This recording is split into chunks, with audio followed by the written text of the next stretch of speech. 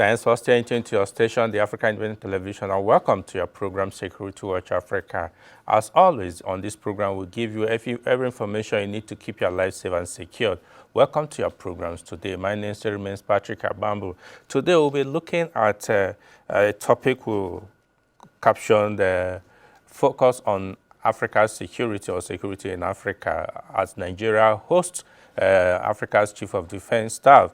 We'll be looking at how prepared is Nigeria to host the rest of Africa, looking at the security in our continent, because indeed, if the any part of Africa is on fire, the rest may not be at rest. So there is need for collective responsibility to ensure that we all remain safe. As you know, most of the countries in our continent have been experiencing one security challenge or the other, and it's affecting every one of us. So it's important that Nigeria is spearheading this move to have a collective action on tackling insecurity in our continent here.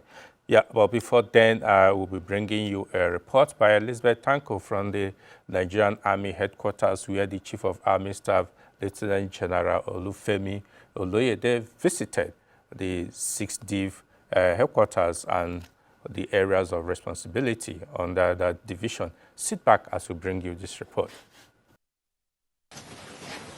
It was commissioning galore when the Chief of Army Staff, Lieutenant General Olufemi Oloyede, visited 6th Division and its area of responsibility AOR of the Nigerian Army in Port Harcourt, Rivers State.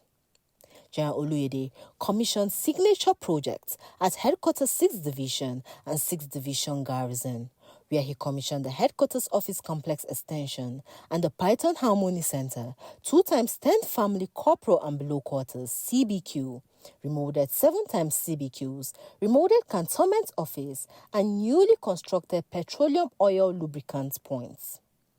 While at 29 Battalion, the Army Chief commissioned remodeled Quarter Guard and 10x CBQs. The Chief of Army Staff continued his commissioning at the Headquarters 6th Brigade, Yenagoa, Bayelsa State, and 343 Artillery Regiments. I'm actually in Bayelsa on an operational visit. What that entails is me seeing my officers and soldiers, see how they're faring, and to listen to their challenges, and particularly to see how I can address those challenges. I can tell you that I'm impressed with what they're doing. You know, it's obvious that the brigade is being driven by a very competent officer who did his men very well. And particularly at this point, to commission a project that was constructed by Lieutenant Colonel with the garrison commanders. And I made it very clear here that these are the kind of officers we're looking for in the army, who add value, who will lead by example, who have the right impetus to make Nigeria better. And I can tell you that from what they are doing, it's obvious that they're doing well, because from the oil production, it's something that is stable for a while. But I've enjoined them to do more so that we can have it go up 2 million barrels per day, per month, per day, so that Nigeria more revenue will be available to the country, and that will engender more development for the country. At Elele Barracks in Rivers State, Wellington Barracks, and Ibakwa in Akwa Ibom State, the Army Chief carried out groundbreaking for 20 units of 2-bedroom flats for senior non-commissioned officers and inspected the newly remodeled and completely renovated medical reception station. The Chief of Army Staff visited Akwa Ibom State Governor, Pastor Umo Eno, at the government house in Uyo, where he commended the state government for the level of support extended to the Nigerian Army. Your Excellency, as noted earlier, I'm just in Akwa Ibom State as one of the states under 6th Division on an operational visit. And I felt, just like I'm a typical Yoruba man, it is said that you don't pass through the domain of a king without, paying homage to such a king, and that's why I'm here. Governor Eno lauded the Nigerian Army for its contributions to peace, security, and development in the state. Thank you for finding it necessary to stop by to say hello. We want to appreciate the Nigerian Army for the work they do, but most particularly for the civil-military relationship that has been built amongst our people. General Oluyede used the opportunity provided by his visit to address troops at Headquarters 6th Division in Port Harcourt. The fact is, appreciate, and me as your leader, I can tell you with utmost sense of humility, I appreciate all of you. Is that clear? Yes, sir. So well done for all you do. Yes, sir. Now, I'm in 6D, just to appraise how you are doing generally. First, to know how well you are doing as soldiers. Because in my philosophy, I place the soldiers first. Your welfare, your well-being, the well-being of your families is top priority to me. And I will do my best within my time to ensure that I do that within the resources available to me. Elizabeth Thanko, reporting for Security Watch Africa. Welcome back. Yes, from one Olufemi to another Olufemi who is already seated here in the studio with us. Already seated with me here in the studio is Major General Olufemi Akinjobi, retired but not tired really, because currently he is the coordinator, Central Organizing Committee of the Africa's Chief of Defense Summit coming up in Abuja, Nigeria. It's a pleasure to have you in the studio, sir. Thank you for having me. Yeah, for those who may not be too familiar to the man we have seated here, in fact, he's one of the people that we respect so much because he's a man who had gave everything, his knowledge, his talent, and his strength to serving the country before he rested. And in the meanwhile, he was the Chief of Operations at the Headquarters Nigerian Army, and later the GOC, General Officer Commanding 1 Division in Kaduna. You can see the caliber of the man today is coordinating this summit for the whole of Nigeria.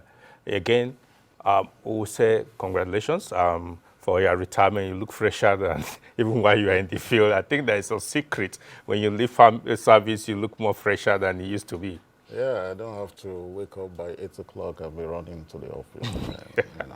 That is good. Things at my time. But I'm sure that with this new responsibility of coordinating this, hosting 54 African countries and more people, it's also bringing some more push and challenge for you. It's something that you think is doable.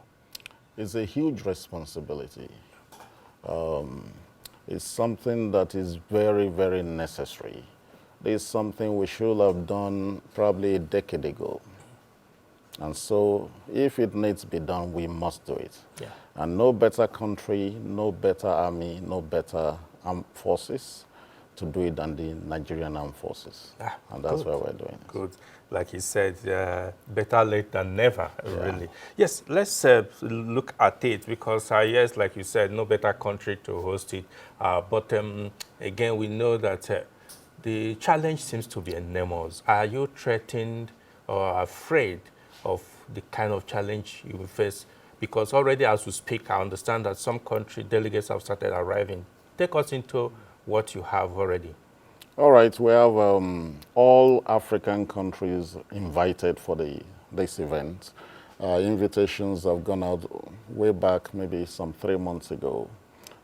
We bid on it, and so far I can tell you that we have 3 delegations around and 1 other not fully on ground. The rest will be coming in between today and tomorrow, either through Lagos or through Abuja. Nigeria is taking a lot of responsibility as this has to do with hosting, and because it's the inaugural edition, We understand the skepticism and some of the issues that may occur. Will it happen? Will it not happen? But it's going to happen. We have 36 countries that have confirmed participation as of now, which is very good for us. We have many of the delegations been led by the current chief of defense staff of the particular armed forces in those countries. And so we're encouraged, we're excited. We have also put in place a big package for them, when it comes to the essence of why they are coming. They are coming. In fact, we're going to be talking about this essence of the summit, but let us through what you have on ground. I know that some people have said Nigeria is very, very good when it comes to hosting, and I'm sure that the Nigerian hospitality is what you are extending to them. But for the benefit of some people who may not understand, what is the essence of this summit, really? Is it that we have so much resources to throw around, or why are we hosting? Tell us why the essence of this Africa Chief of Defense Staff Summit. All right, I think I would say that why do you have an armed force? It's because of security. You want to secure yourself. Yeah. If you look at Africa and the continent as a whole, in an interconnected world, it's obvious that we all need to speak to ourselves and engage more. Oftentimes in the past, African countries have conducted their own activities on their own when it comes to securing their borders, when it comes to fighting the issues we have, the criminals in their own spaces. However, with the transnational nature of most of these crimes nowadays, terrorism, banditry, you cross from Mali, you can get yourself into Nigeria, the issues in the Great Lakes, North Africa, Libya, there is no doubt that we need collaboration to do that. These are the observations that many have made, in military circles, talking about the need for African militaries to interact better, so that it will be easier, we can collaborate to fight these challenges. Well, a little of what you see about this is what you see in the Great Lake, in the Lake Chad region, where we have the Lake Chad Basin Commission. Exactly. And then you have the countries around the Lake Chad Basin who operating together. And right now we have what we call the Multinational Joint Task Force in place. This has been on for quite some time. So it's in the same larger context. We're looking at the whole of Africa. Let these big boys sit down and talk to themselves. It makes things better, and we can address issues better that way. Okay, and I also understand that ECOWAS is also supporting in terms of partnering with the summit, because of at least example of what Nigeria also did with the West African Chiefs of Defense Staff. Is it true? Yeah, it's true. We're excited by the support of the ECOWAS Commission, the ECOWAS Parliament, and indeed the ECOWAS as a body. The support has been huge. They are facilitating, making their resources available to us, way of build the structures, way of those who are engaged in this kind of high-level conference planning and facilitation. And it's been so far so good. It's been wonderful, I must say. ECOWAS, thumbs up to them. Great. Thank you. Okay, now let's look at, I don't know if you have some of the areas that you'll be looking into and the personalities that will be coming in to speak to these African chiefs of the security. Yeah. We have quite some important personalities. It took, I think, more than 2 months to even, go through and come up to select the right caliber of people. Mindful of, having a good spread across the African continent. So it's about the region, not about Nigeria. Yeah. And so the keynote speaker, however, is our own Deputy Secretary General of the United Nations. That's for the opening ceremony. We have Hajia Amina Mohamed, who came in yesterday, and she's already on ground in Abuja with us. Great. Well, the theme of the summit itself is what I call combating contemporary challenges, okay, to security, and then the place of strategic defense collaborations, which sends the right message that we want to. And to do justice, we have, looked at the security situation in Africa and identified thematic areas where you are talking about those areas that every country can identify with, the common issues among us. Being an inaugural thing, we are very conscious of the feelings of our partners in this wise. So we're looking at, for instance, border management. We're looking at terrorism. We're looking at maritime security. We've had a lot of challenges along the coast, Gulf of Guinea, south of Africa. It's terrible. The international shipping lines have been... Indian Ocean and all that. Very, very bad. So we're looking at those. We're also looking at public-private partnership. In our part of the world, there's been that gap. We need to have corporate bodies, corporate institutions supporting the military and then being engaged also in the larger, the defense, the procurement, defense production, so that they can channel their resources appropriately. So these discussions will be had in that place. We're also looking at artificial intelligence. Don't forget that cybersecurity is becoming a big challenge even around us here in Nigeria. So these are the areas we're looking at. And to speak to those areas, we have selected someone like Professor Lumumba, who will be speaking on one of the topics, while Professor Ibrahim Bagambari, we have Dr. Ibn Chambers, the former ECOWAS Commission. We have some retired service chiefs also joining us in this.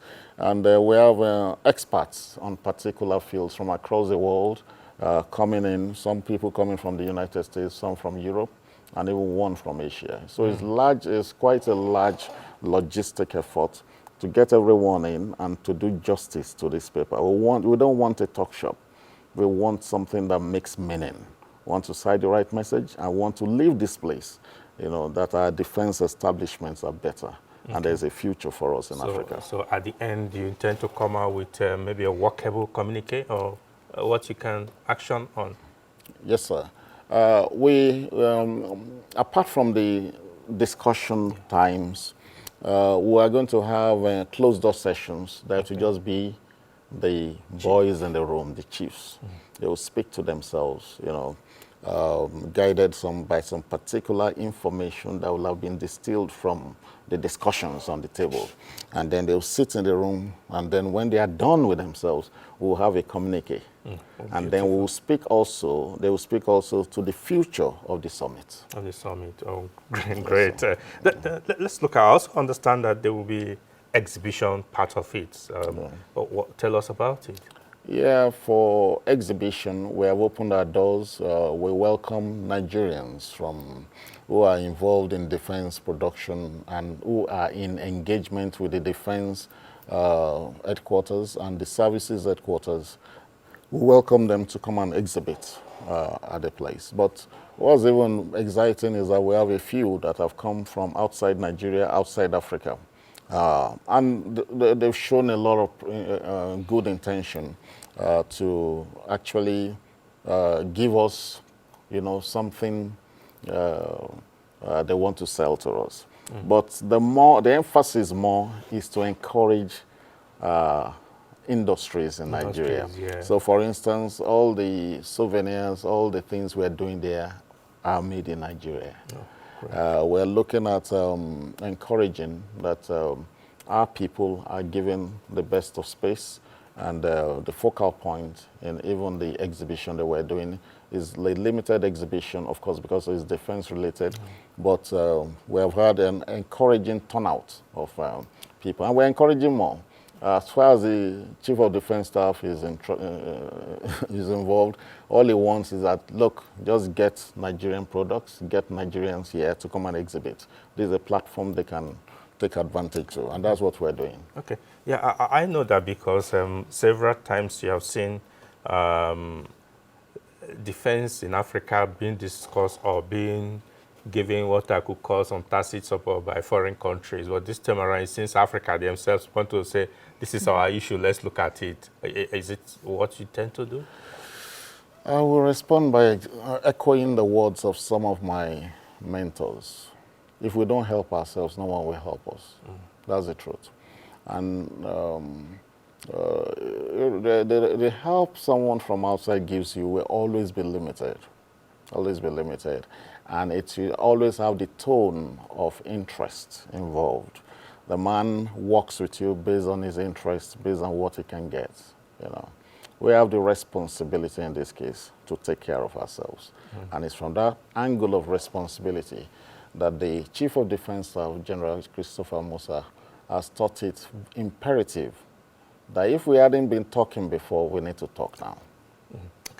Okay, so take us through what is going to be happening, when is it happening, and who will be declaring it open.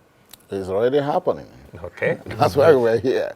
And of course, we are expecting His Excellency, the Commander-in-Chief of the Armed Forces of the Federal Republic of Nigeria, the #1 man when it comes to defense in this country, to declare it open. Talking about President Bola Ahmed Tinubu, Grand Commander of the Federal Republic. He is invited for the opening ceremony to declare it open. Tomorrow we are going to host a welcome reception for those who are our guests when they arrive in the evening by 1900 hours at Transcorp Hilton Hotel. And then the main business of the day starts on Monday, the 25th of August, 2025, when we shall start with the opening ceremony. And immediately after the opening ceremony, we go into the plenary sessions. We have 5 plenary sessions addressing each of the thematic areas I mentioned earlier. And immediately that is within that too, we do some little bit of play, you know. We intend to take them to visit 1 or 2 places in Abuja. Of course, let them know about Abuja. But the timing mainly, the discussions are time consuming because we want serious engagements. So we were going to stretch these big boys a little bit so that the truth is that defense is important to us. We need to do something good about it. So I'm glad, I'm excited. We're looking forward to the entire thing. Everything comes to a halt on Wednesday, the 27th of August, by God's grace. And after that, we do a gala night just to bid farewell to our guests who depart from the 28th, by God's grace. Okay. What do you think Nigeria will benefit from this summit? It's huge. You know, when you look at things, you know, you don't look at the tangibles alone. There are a lot of intangible benefits. #1, the prestige, the fact that it is Nigeria that is doing it, and the fact that we recognize and we have taken this responsibility. You can just imagine what happened in the days when we were dealing with apartheid movements across Africa, the place of Nigeria. It was costly to us, but in the long run, of course, we can beat our chest and say we stood with our brothers. In the same way here, we have quite a lot of strategic benefits, better engagements, the fact that the trust issues, you know, some countries have always had, based on, of course, history, based on colonial affiliations. Those things can begin to be dealt with.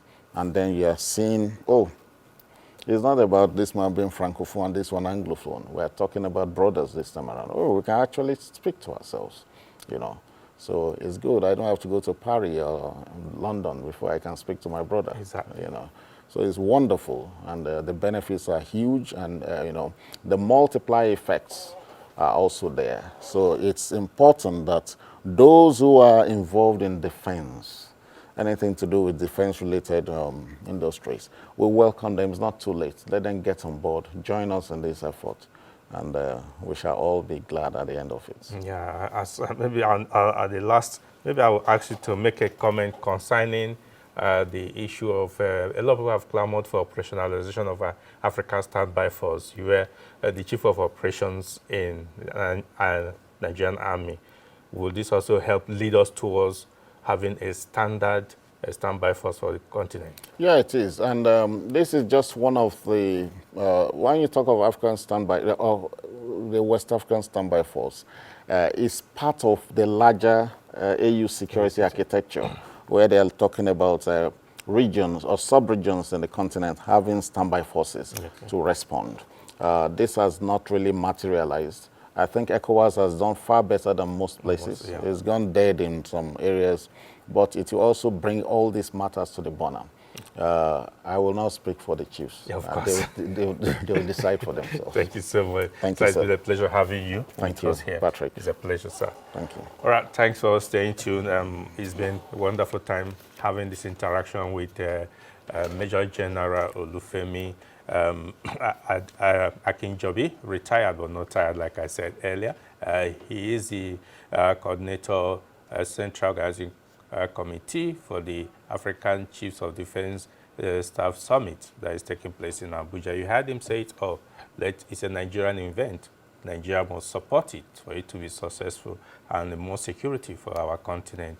Until we come away again next week, I thank you really for being part of this program. I know you're watching from all over the continent, Africa. For our viewers from outside Nigeria, it's our thing. Be part of this event, this summit. Until we come away next week, I say thanks for staying tuned and bye for now.